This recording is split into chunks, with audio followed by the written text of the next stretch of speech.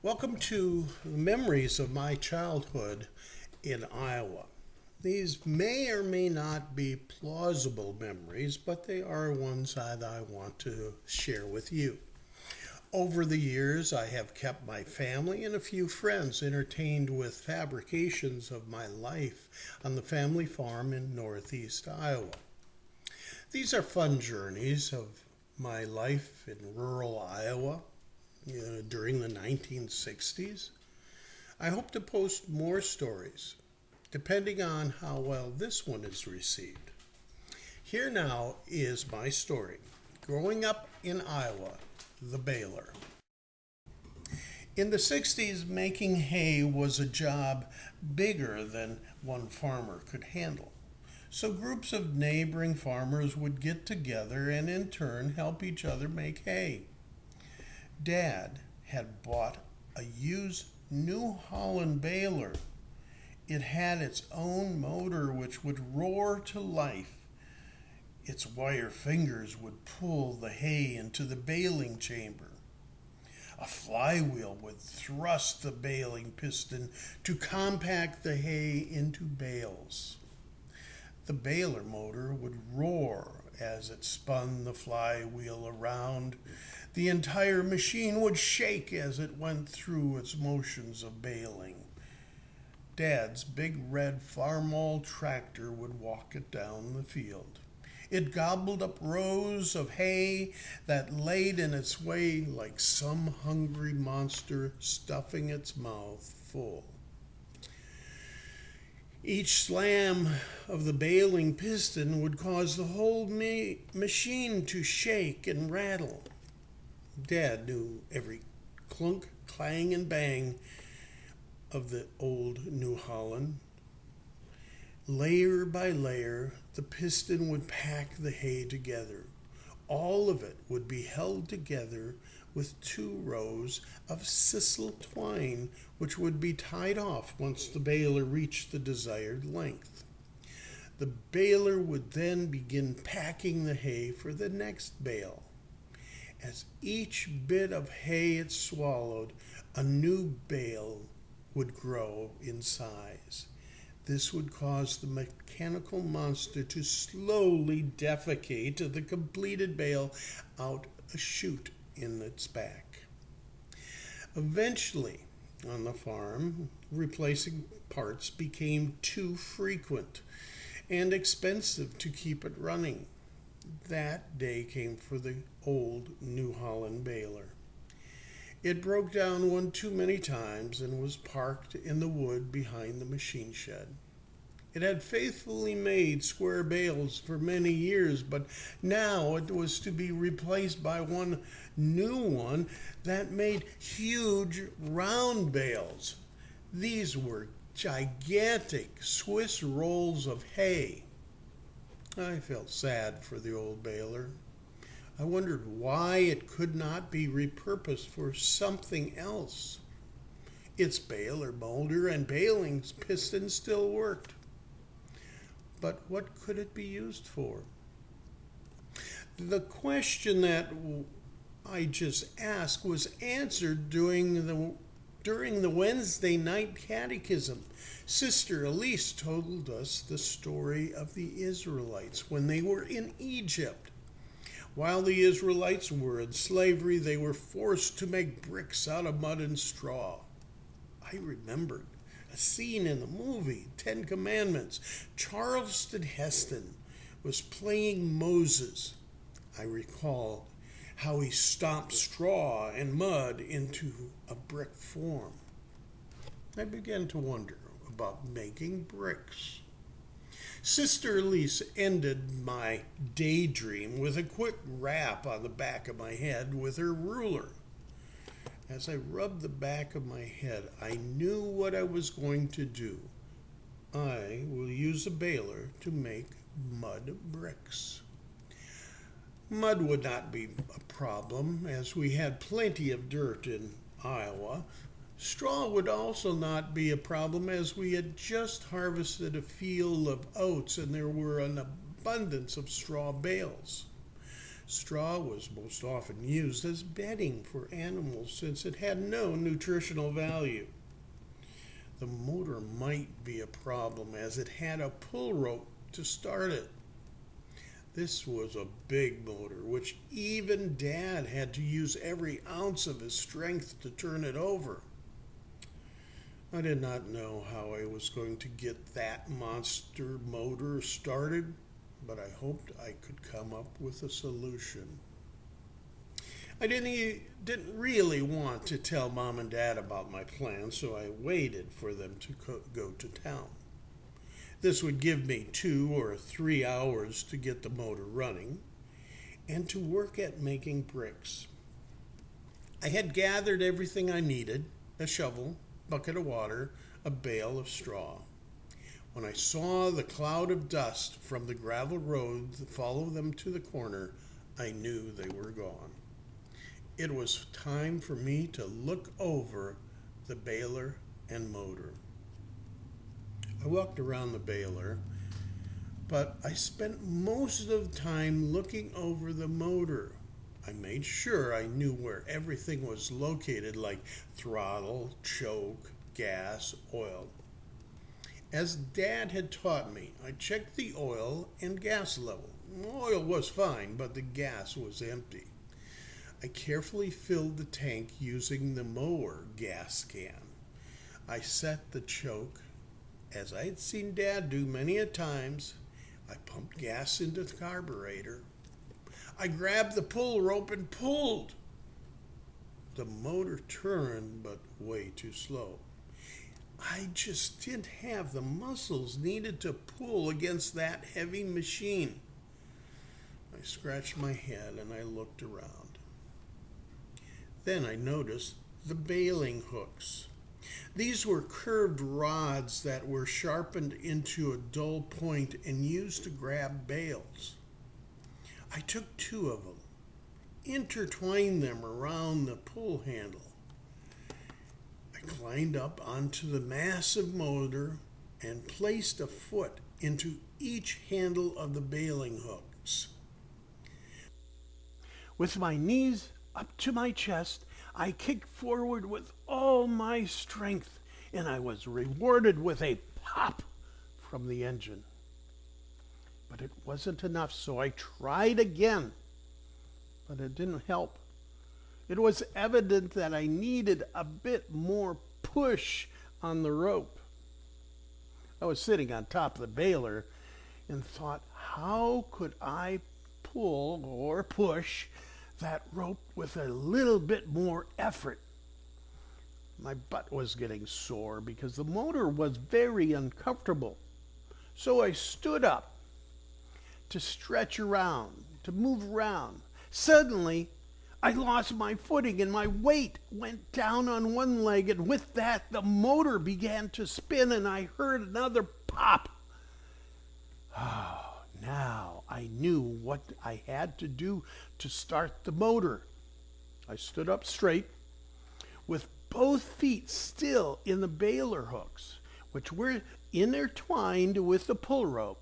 I jumped off the baler. My weight pulled the rope and spun the motor, which came to life with a roar in a huge black cloud of smoke. I did not anticipate the kickback from the motor, which yanked back at the rope. Suddenly, I was flipped off of the handles and tossed high into the air. I felt my body falling back to the ground. I landed flat on my back, which knocked the air out of my lungs. I laid gasping for air. I gasped like a fish out of water. I felt as if I was going to die. I kept struggling, but eventually I got air back into my lungs. Once I could breathe again, I began to hear the steady roar of the motor. I got up from the ground and looked over the baler. Only the motor was running hard, so I backed off the throttle down to slightly above idle. I grabbed the engage lever and pushed it forward. The motor roared again and began to move the compacting piston back and forth.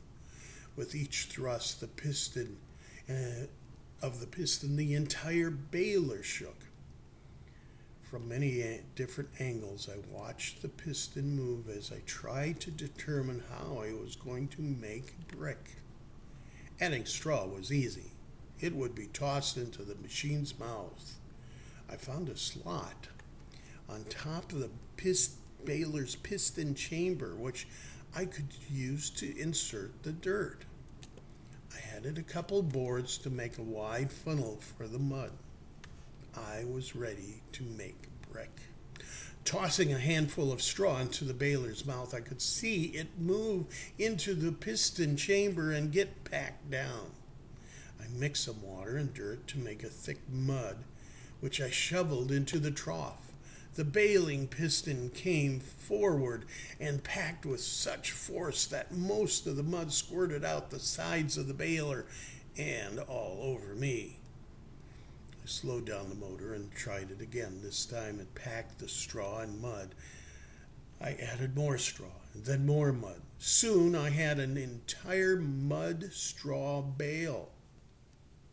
As this bale came forward toward the exit, I took a flat spade and separated a 4-inch thick section and placed it on the ground in the sun. Then I took that flat spade and split the large square into 2 rectangles. Before long, I had over 50 bricks drying in the sun. I shut down the baler motor, rinsed off the baler, because Mom and Dad would be coming home soon, and I wasn't sure how much trouble I would be in, especially if they knew I was using the baler. I decided I'd better keep this project to myself. Over the next few weeks, I made nearly 500 bricks. The sun had dried them out, which made them amazingly light and very durable.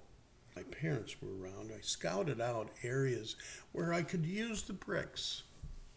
I chose a small crop of trees on the very north part of the farm. It was secluded and still close to home. While I waited for an opportunity, I began to dig out a pit. I did not want my project to be seen by anyone. Digging was not easy because the tree roots kept getting in my way. Eventually, I dug down 4 feet, which was in itself a nice, pleasant little hole. The pit was as big as a small room. Finally, I had enough bricks made. Once Mom and Dad went to town, I was able to hitch up the Alice Chalmers to the hay wagon and load up my brick. From a distance, the hay wagon looked like it was stacked with bales of hay. I hauled the brick to the crop of trees where my pit room was dug. I laid the bricks around the pit. I placed them a little more than a foot from the edge.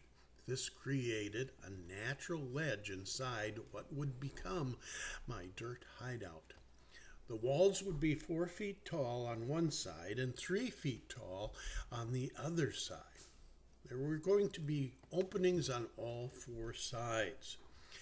3 were for windows. 1 was for the doorway. I took scrub willow and used them as the roof support. The 2 different wall heights made for a perfect roof slope. On the top of them, I placed the remaining brick and then shoveled dirt on top of the roof and up the sides. From a distance, it looked just like a mound of dirt. By the end of the summer, grasses and weeds grew out of the dirt, which hid it so well that I often had to search for my hideout. I spent hours playing in my hideout. No one knew about it. It was quiet and peaceful. And as the weather turned cold, this dirt fort stayed comfortable. When the winter came, the snow blocked all the drafts, and the windows, the openings, turned into semi-transparent windows. I used a small candle to bring a little light into my dirt room.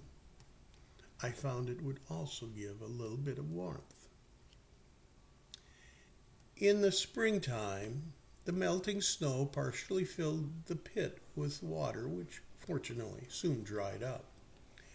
All that spring, I spent my time in this little hideaway. Farmers working in the fields were the enemy, despite how close they came. They never once detected where I was hiding. I played in it all spring until one spring day I jumped into the pit and was met by two skunks. They had decided to make this their home. Immediately, they rotated their backsides in my direction, and just as quickly their tails came to attention. Their aromatic greeting left me with tears in my eyes. As I walked home, Barky, my best friend, came running to greet me. Then, within 10 feet, he stopped, whined a bit, and ran home. The cows moved away from the fence. Even Spot, our daffy pig, turned away from me and headed into the barn. "Really?" I said to Spot. "You're no sweet-smelling rose yourself." Before I could even put a foot on the porch, Mom yelled out, "Stop right there. Take off everything, put them in the burn barrel. Douse it with lighter fluid and burn it. Then take this lye soap and brush. Go down to the pump house. Scrub yourself with the lye soap and brush no less than 5 times. If your skin isn't red and raw by the time you're done, I will come and do it myself." I knew she meant every word she said. I threw all my clothes into the barrel, and then I heard my mom say, "Including the underwear." So they went into the barrel. I stood there wearing only a frown. Not even the mosquitoes bothered me. I saturated the clothes with lighter fluid and tossed in a match. There was a whoosh as my clothes began to burn. The burn barrel and pump house were on opposite sides of the farm. This meant I had to walk naked across the entire farmyard. Then I heard 2 rapid honks from a car. It was our neighbor's teenage daughter as she drove past our farm. Quickly, I reached over to Mom's flower garden and grabbed some flowers to cover my privates. But this just made me look even more ridiculous. The pump house water was cold. I sat in the sunshine, scrubbing every part of my body with lye soap. I rinsed off in the cold water and began scrub again. By the time I had finished the 5th scrub, my body was red and painful. I walked into the house with my red nude body, and when I got to the porch, I heard Mom say, "Okay, close your eyes real tight." I did what she said, and then I felt something being poured on my head and trickled down my body. It felt like fire. I opened my eyes to see blood everywhere. I screamed, "Settle down. This is just Grandma's tomato juice." Sure, it was tomato juice, but the acids were cutting into my raw skin. "Now, rub that around," Mom demanded. Once I washed the tomato juice off, I came back to the porch. Mom took a quick sniff, and then she handed me clean clothes and blankets. "Sorry, but you stink. You are going to be sleeping outside for a while. If you need anything, knock on the door. Do not come in. I do not want that smell in the house." The next day, Mom was on the phone talking to everyone about the skunk smell. By the end of the day, she was headed out to town and came back with 4 gallons of apple cider vinegar. She partially filled a tub with water and directed me to take a bath. I was to pour the apple cider vinegar over my body while I was in the tub. I did that with all 4 gallons.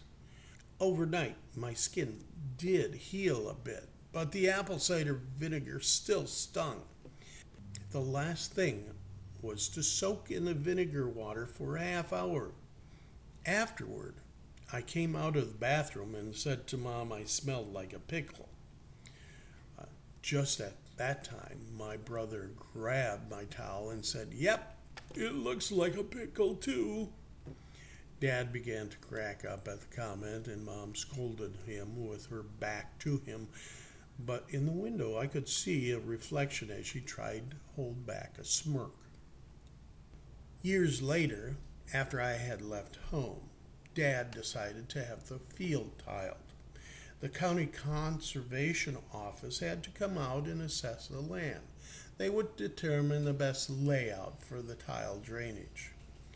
Dad saw the conservation pickup was up by the small crop of trees, and the man was looking all around. All of a sudden, the pickup roared and began speeding its way back to the farm. It came to stop in a cloud of road dust. The conservation man basically fell out of the truck. "Mr. Zobeck, Mr. Zobeck, did you know, the man stammered, that up there by the little grove of oak trees you have an original prairie grass home? At first I thought it was an Indian effigy mound, but then I found an opening, and sure enough, it was a mud grass home. This is an important finding for the state of Iowa. We have to preserve it." Before long, the state historical organizations and others were checking out my fort. Everyone thought this was a prairie grass home. That was until I called home and busted the bubble. Dad told me about how it was found in the man from the conservation office. Apparently, the local television was coming out the next day to do a story on it. The County Times Plain Dealer newspaper was printing a story about it. People from all over were stopping by to see the prairie grass home. That was until I told Dad I had built it from straw and mud. I reminded him of how I would go off by myself for hours.